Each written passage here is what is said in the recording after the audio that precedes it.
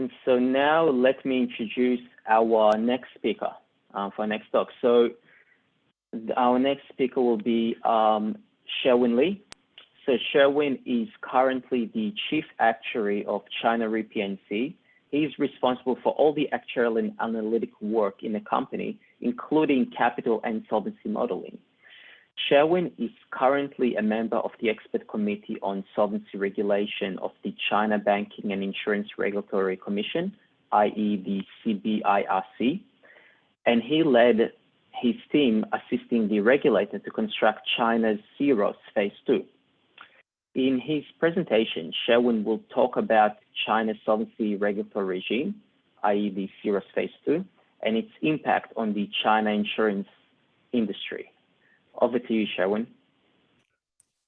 Okay, thank you very much, Whitley. Can you hear me clearly? Yes. Okay, that's good. Hello, everyone. Very pleased to be here. As Whitley mentioned, I am based in Beijing, China.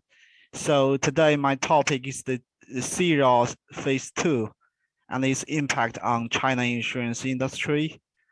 C-ROSS, the full name of C-ROSS is the China Risk-Oriented Solvency System. So currently, we are in the Phase 1, but next year we will be going to the Phase 2.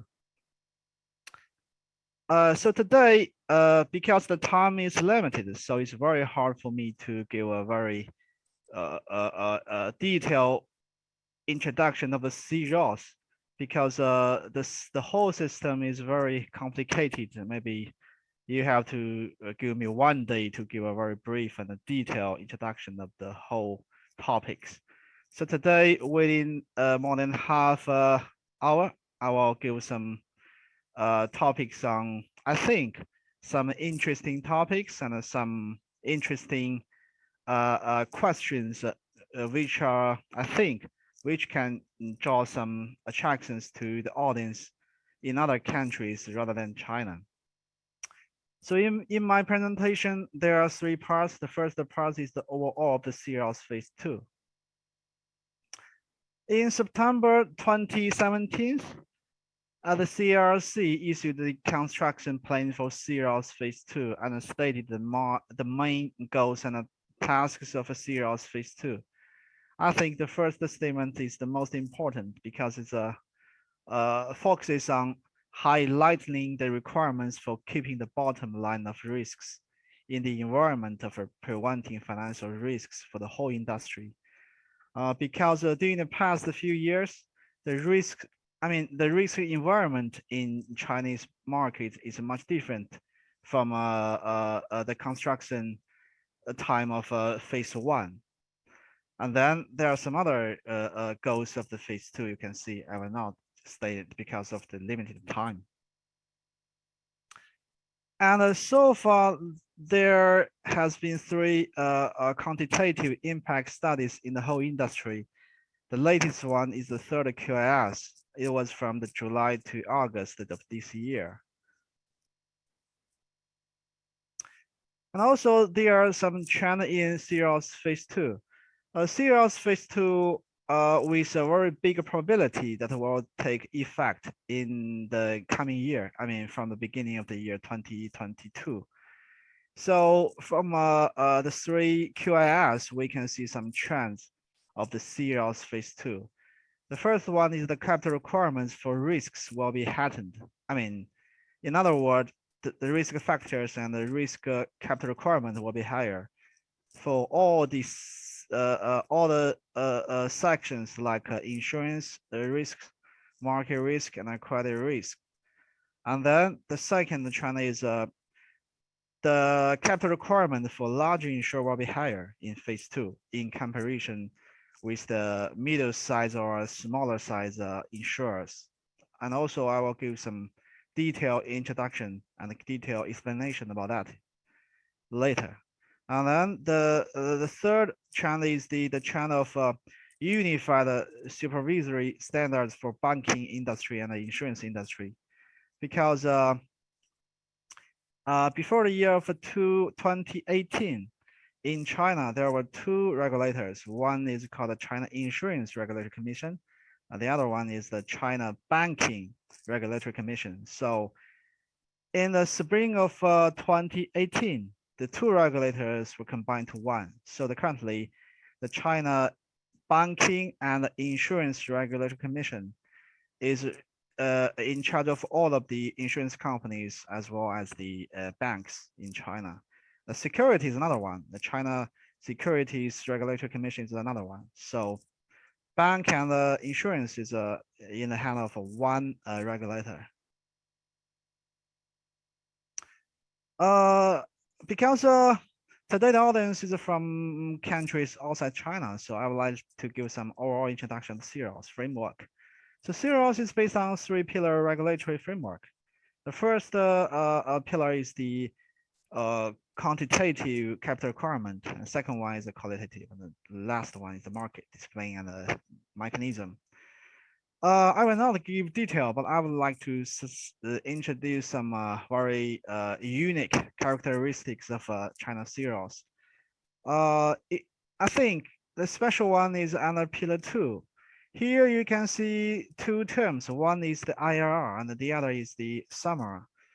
I have to say the summary, the full name is the Solvency Aligned Risk Management Requirements and Assessment. It's just like also version in China, but it's much different because I suppose in some other countries, the results of OSA will not combine with the pillar 1, right? But in China, the OSA, I mean summary here, the results of summary will be combined with the pillar 1. I will state that later. And the other special thing is the IRR, integrated risk rating. Yeah, because IRR is very important for insurance companies here, and the regulator will take some actions or measures based not only about the capital adequacy ratio, but also based on the IRR. I will explain that later. So here I will give some detailed explanation of the summary. Under pillar 1, here we call the capitalized minimum capital because the regulator thinks some risks can be capitalized and some other risks cannot be capitalized. So capitalized risk includes insurance risk, market risk, and credit risk. Under pillar 2, summary, we will have to use a table designed by the regulator, and it's a scoring table. So for some other risks like operational risks and such as T-strict risks and liquidity risks, in the table you will have to follow some rules specified by the regulator. If you cannot meet the requirements, maybe you just get a score of 0. If you can meet the requirements of regulator, you can maybe get some 4 marks like 5 or 3. Yeah. So the full score and the summary is 100. Is 100. So if, for example, here the the S is the score of a summary. So if your score for insurance company is 100, and then you can save some capital requirements under pillar 1. For example, here use the formula if S is equal to 100, and then the Q, you can see the Q will equal to 0.1, negative 0.1, and then the requirement under pillar 1 will be give a 10% discount because here Q is equal to only 0.9. Yeah, 0.9. Yeah. Yeah. So when the S, I mean the score and the summary is 80, and then there is no penalty and there is no discount for pillar 1 capital requirements. So 80 is a balance, it's a threshold under summary pillar 2. Yeah. And if your score is less than 80, and then there will be a capital penalty because pillar 2, the summary is a kind of uncapitalized risk requirement because your score is too slow, and then under Pillar 1 you will give a penalty, and your final capital requirement will be higher than the Pillar 1 results.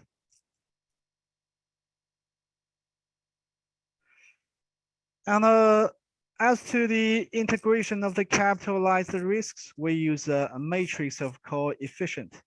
And under phase 1, there is only one matrix for non-life as well as life.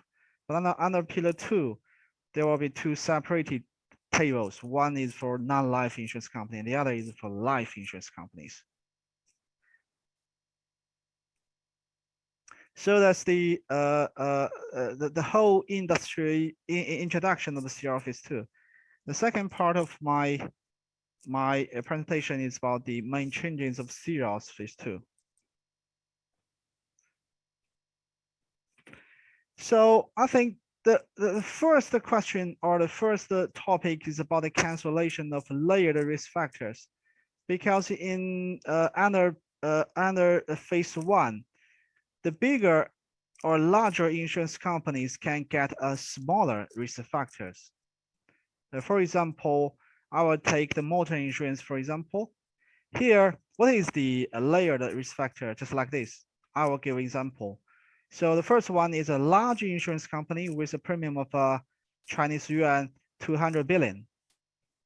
And then the premium risk capital requirement is equal to the first 1 billion times the 9.3% plus the following 4 billion times the 9.25%, and then plus the following 15 billion times another smaller fact, and then plus the following 20 billion times another smaller percentage, and plus the remaining 160 billion times even smaller risk factor.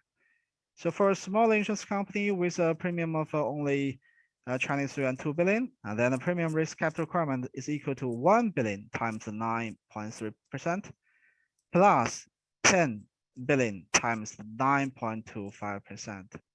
So you can see finally, for the larger insurance company, the risk factor, if we change the base to the written premium, it's just 8.52% of the whole written premium.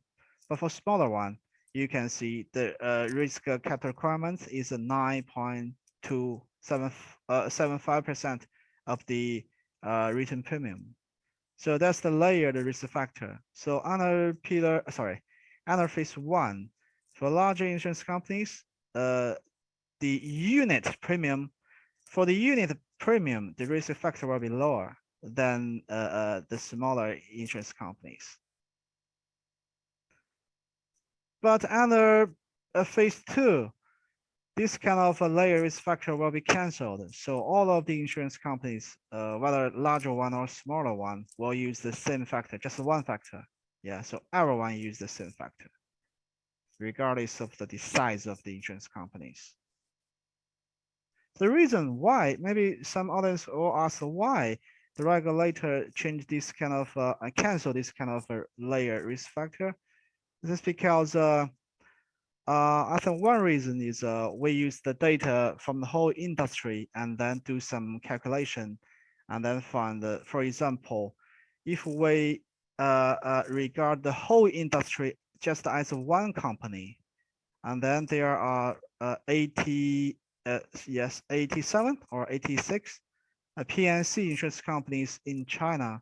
So we look at all of the P&C insurance company just like a branch or a subsidiary of the one insurance company, and then we can see for the whole industry as only one company, the capital requirements will be larger than the sum of all of the 87 subsidiaries or 87 branches. So that's the one reason. Another reason, I think, because in the spring of 2018, the banking regulator combined with the insurance regulator.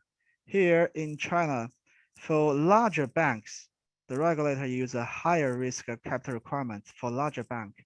And then for smaller account, they use a smaller factors. So insurance industry follows some principle of the banking industry. Yeah. So for larger players, use larger factors. It's a kind of like systematically important financial institution, something like that. Yeah. And the second point is the introduction of a motor excessive growth coefficient. When the growth rate of a motor business of a P&C insurer is faster than the average of the industry, and then an excessive growth coefficient will be applied. For example, for some smaller insurance company, the excessive growth coefficient is 0. Yeah, but for some larger insurers with the market share greater than 20%, and then if if if the growth rate is higher than the industry average growth rate, and then there will be a 15% excessive capital requirement for the insurance company. And if, for example, your growth rate is 2% higher than the industry average, and then there will be 25% of excessive capital requirement for the motor insurance, something like that. And for other insurance companies, the threshold is 10%, and another one is 20%. And also there is another main change under phase 2 is for financing credit guarantee insurance. The regulator of the insurance industry follows the same principle and follows the same risk capital requirement of the banking industry, because in China, several years ago, some insurance companies began to write some financing type credit guarantee insurance in Chinese market. But the banks can also do some very similar business for their guarantors. So, but for banks, they use a higher capital requirement factor. But for insurance company, we use a very lower risk capital requirement for currently, because insurance regulator were combined with the banking regulator. So the insurance industry follows the same risk capital factor of the banking industry. I think the factor is just the same. All of the world maybe follows the banking Basel III, yeah, the risk capital factors. So in the past, we use the exposure of, for financing credit guarantee insurance, we use premium and reserves as the exposure to calculate the minimum capital requirement. But currently, we have to use the loan balance, because the loan balance is used in the banking industry to calculate their capital requirement. So currently, for insurance industry, we will have to use the loan balance to calculate the financing type guarantee insurance capital requirement.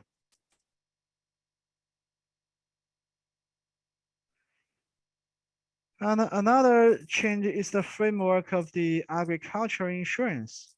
The main changes in risk framework of agricultural insurance, I think there are 2 points. One point is the cancellation of the catastrophe risk model, because under phase 1 for agricultural insurance, there is premium risks, reserves risks, and a cat risks model. But for agricultural insurance, the cat loss is the major loss for agricultural insurance. It's very hard to say for agricultural insurance, there is a kind of a non-cat risks.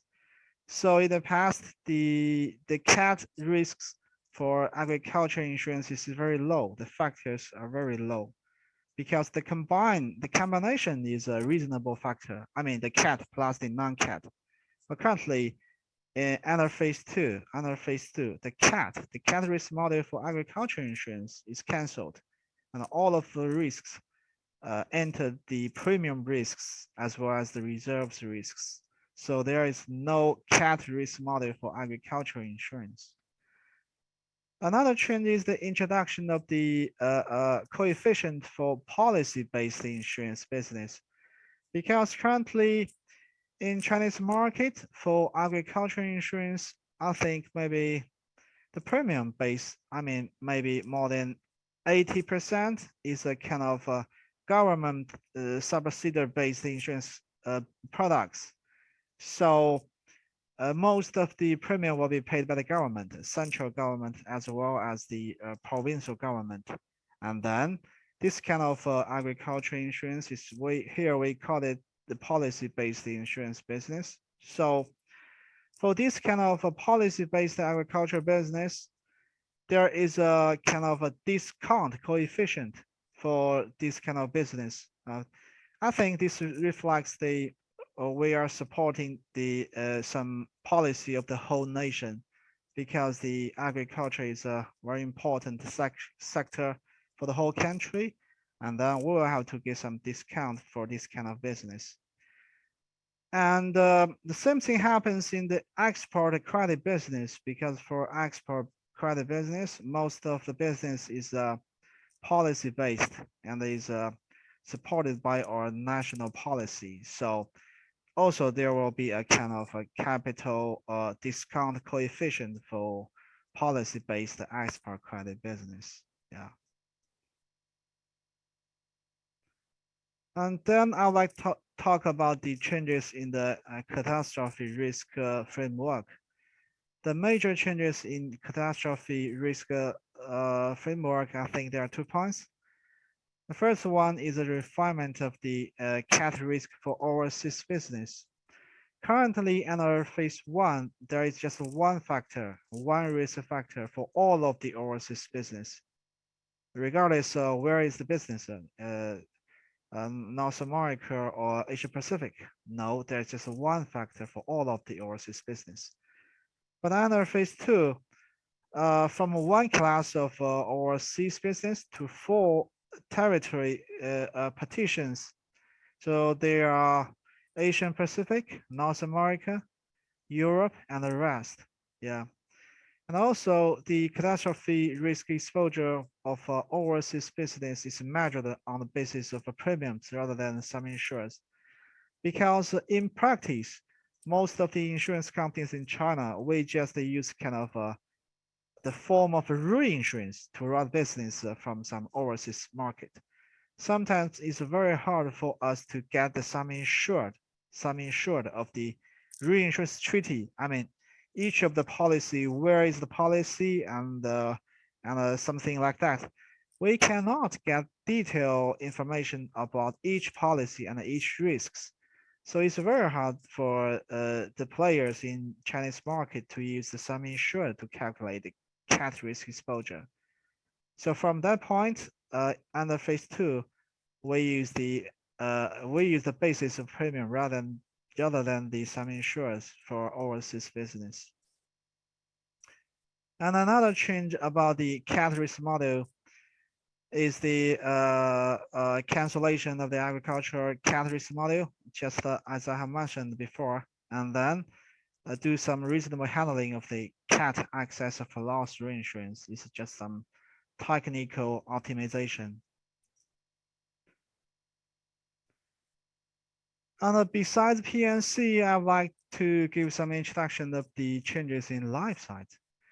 I think for life side, there are 2 main changes in that field.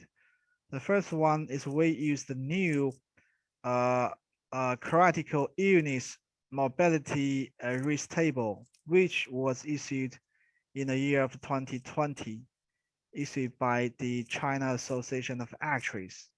So in the past, we have used the old table, which was issued maybe in the year of 2012 or 2013. So several years later, new table was issued, so we have to use new table. Another one is the introduction is the morbidity trending factor, because currently the mortality is a kind of a very significant trend for the field. So under phase two, we will have to use some trending factor for the morbidity risk for your business. Yeah, no, I mean, we cannot only just use the risk table 2020. There is some trending factors for the future.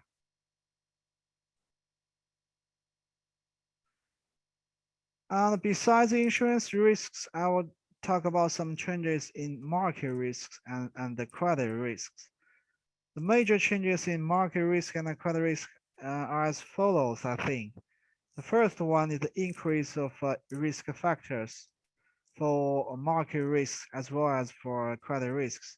Especially this time, the long-term equity investment, the risk factor increased very much.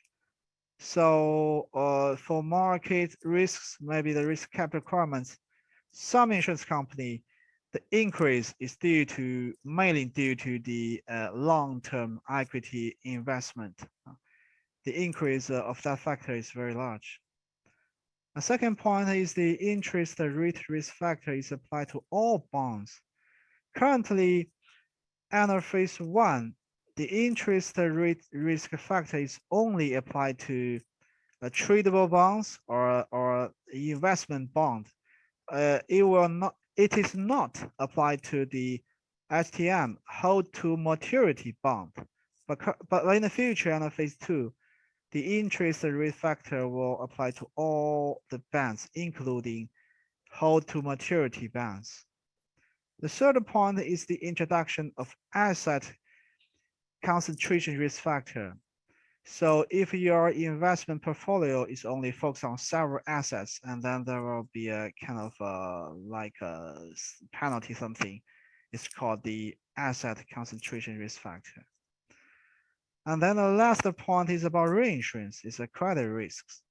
So for foreign reinsurers, the credit risk factor decrease in the future. So I think this shows a kind of a trend of the whole nation. I mean, China is an openness of the insurance industry to the world. So in the past, under some situation, if you cede your business to foreign insurance companies, maybe the risk factor is very high. But currently, the risk factor for foreign reinsurance companies, the factor will be decreasing, I think, is very significantly. And also, as I have mentioned in part one, the IRR is a very special and the serious framework, because in China, we are not only regulated based only on the capital adequacy ratio, but also based on the IRR. The IRR is just a kind of rating result for each players, A, B, C, or D. But under phase two, A will be divided into triple A, double A, and a single A. B will be divided into triple B, double B, or just one B. C and D will not be changed. Yeah. So currently, based on the solvency ratio, as well as some summary results, I mean the uncapitalized risks, the regulator will calculate a kind of score for IRR, integrated risk rating, and then every insurance companies in Chinese market will be classified into one group, A or B, C or D. Yeah. So if, for example, for the rating C, that means the solvency ratio meets or doesn't meet capital requirements, as well as, for example, there are relatively severe operational risk, strategic risk, and reputational risk, and liquidity risk. Yeah. So sometimes even your solvency ratio meets requirement. For example, your capital requirements is capital ratio is more than 100 or 150%. But for uncapitalized risks, the regulator thinks operational risk or some other risk, reputational risk is very high, and then you have the probability to follow to group D. And then if you are in if you are in the group D, I think the regulator will take some very serious action or very serious measures to that kind of thing.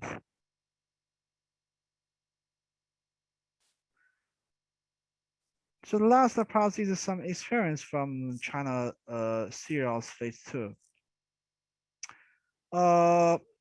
China spent over 3 years updating its serials, the solvency regulatory regime. I think there are some experience. It's worth starting with some other countries, with some other industry is in countries outside China. The first one is the why, for example, 4 years ago, the regulator decided to update the update the serials phase 1. That is because the main reason is that the changing risks in the whole industry. Several years later, there are some new risks, some new business risks, some other market risks, investment risks. So the regulator have to do something responding to the changing risks of the industry. So the direction of the phase 2 at the beginning of the construction of phase 2, everyone has been expecting the capital requirement will be higher in comparison of phase 1. So because everyone knows the risk is changing and the risk is higher than several years ago. Yeah. So that's the response to the changing risk in the whole industry.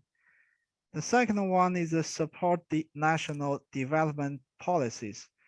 Just like, as I have said, for policy-based agriculture insurance business or policy-based export credit business insurance, something like that. And then there is the regulator of insurance industry have taken into account something like the national policies, and we will have to support the national development policies.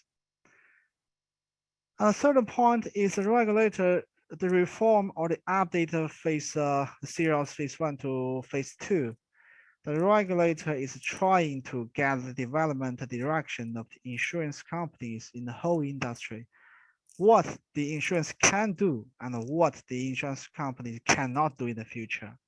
So that's very important because, for example, in the past, some companies, PNC companies, wrote too much financing type guarantee business due to the situation for COVID-19. I mean, some economic situation is much different during the past 1 year, during the past 2 years. So the credit risk get higher and higher for some guarantee business. So that's the reason why the regulator will change the risk factor for financing guarantee business. So the regulator would like to use this kind of reform and this kind of updates of the solvency regulatory regime to tell all of the players in the industry what you can do, what you should do business in the future, and what you should not do, or what you should do less in the future. So I think the regulator is not only based on technical things because we are actuaries, but sometimes from the perspective of regulators, techniques is one thing, and the other thing may be some non-technical things they have to take into account. So I think there are some experience which are worth sharing with some other countries besides China. Okay, times. Okay, that's good. So that's my presentation today. I spent 35 minutes. Thanks for listening. Okay, thank you very much, Sherwin. So we have a few minutes for questions. So just a reminder to everyone, if you do have questions, please type it in the box. And also, if you see any questions you like, please upvote them. But thank you, Sherwin. To me, is really interesting to actually, go through that process and see how the regulator goes about updating the regime. maybe I'll start with one of my questions. So can you maybe talk a bit about how the CBRC has been going about in terms of calibrating some of the requirements, such as the cat risk, especially as the environment changes? You know, we know that climate change is a big topic these days, and it was really interesting that just a few months ago, the Henan floods, a lot of people describe the Henan floods as being 1 in 1,000 or 1 in 5,000 year event. But obviously, you know, we can't have too many 1 in 1,000 year events happening. Well, that's a good question. First, I would like to talk about the method of calibration of all of the risk factors. The regulator from the maybe about 10 groups, technical groups, to calibrate all of the factors, all of the risk factors, including non-life risk factor, life, health, cat, market, credit, something like that. So because the regulator, they gathered all of the data from the whole industry. So I think every group, our working group used the data from the regulator to calibrate the new risk factor under phase 2. So that's I think the risk factors under phase 2, I think they can reflect better the true situation of the risk situation in Chinese market currently. So that's one point. The second point is about the climate change, and Whitley mentioned the Henan flood or Henan rainstorm. I think it's very hard to say that because to be honest, when we were doing the calibration works, the new risks had not happened at the time. So in the future, because the regulator has the option, maybe it's like called a kind of additional capital requirement in their hand. So in the future, maybe, for example, the regulator see that there are some additional very significant risks like climate change or like some non-cat, no, it's not like some catastrophe risks which is not modeled currently. So maybe they will use some additional risk factors. I think so. Yeah. But currently in the rules, there is no such a kind of something like that reflecting the climate change something. Yeah. Yeah, I mean, it is a very challenging issue, but it sounds like at least the regulator is taking the approach of being versatile in tackling it, which is one of the keywords for my theme. We have one more question from the audience, will be the final question for the session. So how significant is the change of the credit factor of using foreign reinsurers? I think you mentioned it's quite big, but can you give some examples? Is that possible, or some estimates around it? Oh, wow. In the world, the decrease is very significant.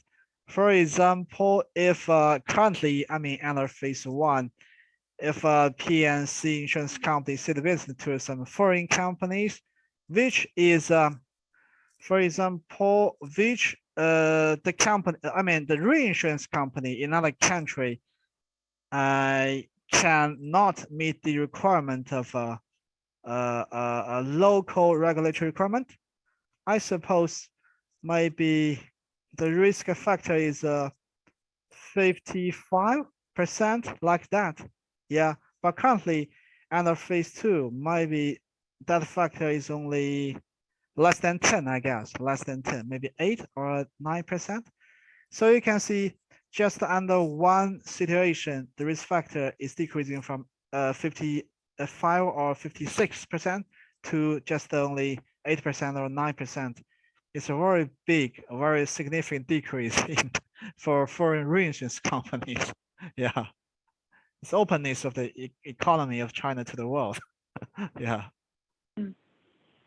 Wow, it indeed sounds very significant and sounds like China is in for a big increase in capacity, and hopefully that will actually then help the insurers, the direct writers, to grow their business more and to be able to extend more cover to whatever risks are required. Okay, well, thank you very much for this very insightful session, Sherwin. Yeah, It my was really pleasure. pleasure to learning about China's regulatory regime. Okay, thank you, Wendy, and thanks to every audience. Yeah, thank you.